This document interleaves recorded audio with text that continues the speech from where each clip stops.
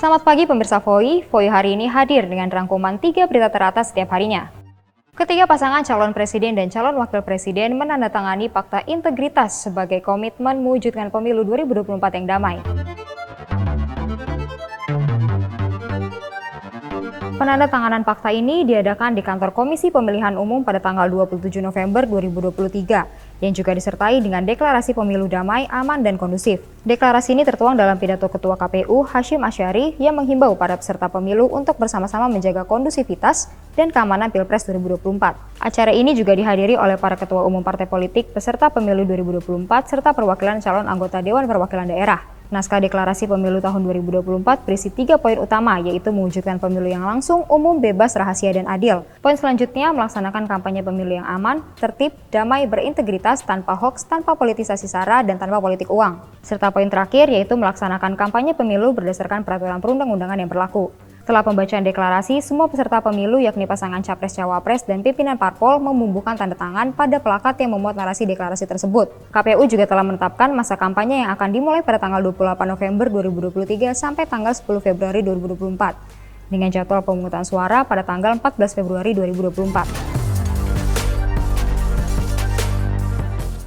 Berita selanjutnya, Presiden Joko Widodo resmi melantik Nawawi Pomolango sebagai Ketua Komisi Pemberantasan Korupsi sementara menggantikan Firly Bahuri. Pelantikan yang diadakan di Istana Negara pada tanggal 27 November 2023 itu dihadiri struktural Komisi Anti Rasuah yakni 3 pimpinan KPK, Alexander Marwata, Nurul Gufron, dan Johanis Tanak. Selain itu, hadir juga Dewan Pengawas KPK, Jaksa Agung ST Burhanuddin, Kapolri Listio Sigit Prabowo, dan Panglima TNI Jenderal Agus Subianto. Usai dilantik, Nawawi menyatakan jika ia dan pimpinan lain harus segera mengembalikan kepercayaan publik yang saat ini sedang turun drastis. Ia pun menyinggung kepercayaan masyarakat mulai tergerus akibat dinamika yang terjadi di dalam tubuh KPK. Menyikapi situasi yang dihadapi oleh Komisi Pemberantasan Korupsi, satu hal yang paling sangat menjadi ini beban di kita adalah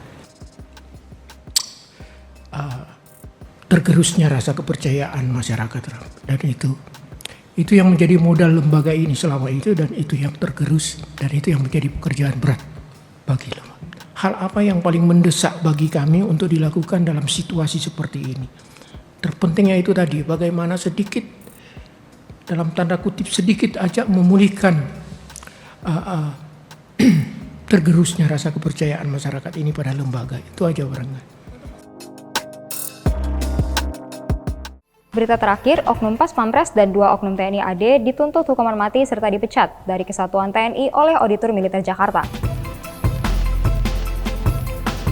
Hal itu disampaikan dalam sidang lanjutan perkara pembunuhan terhadap pemuda Aceh bernama Imam Mashikur di Pengadilan Militer 207 Jakarta. Tuntutan itu dijatuhi kepada terdakwa Pas Pampres bernama Praka Riswandi Manik bersama 2 terdakwa TNI AD lain bernama Praka Heri Sandi dan Praka Jasmawir. Perbuatan para terdakwa sudah termasuk kategori sadis dan tidak berperi kemanusiaan. Selain itu, para terdakwa juga telah melanggar sumpah prajurit dan mencoreng nama baik kesatuan.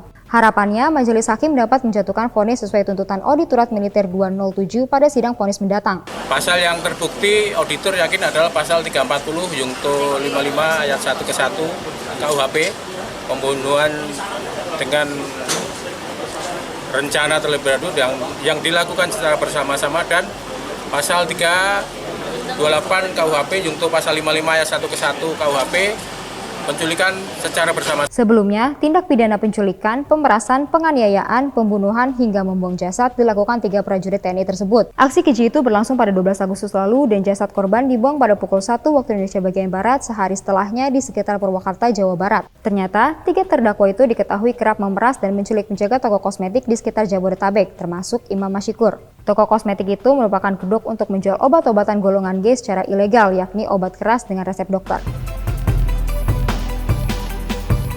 Nantikan berita lainnya dan jangan lupa subscribe YouTube Voi dan follow voi.id di Instagram dan TikTok. Sampai jumpa!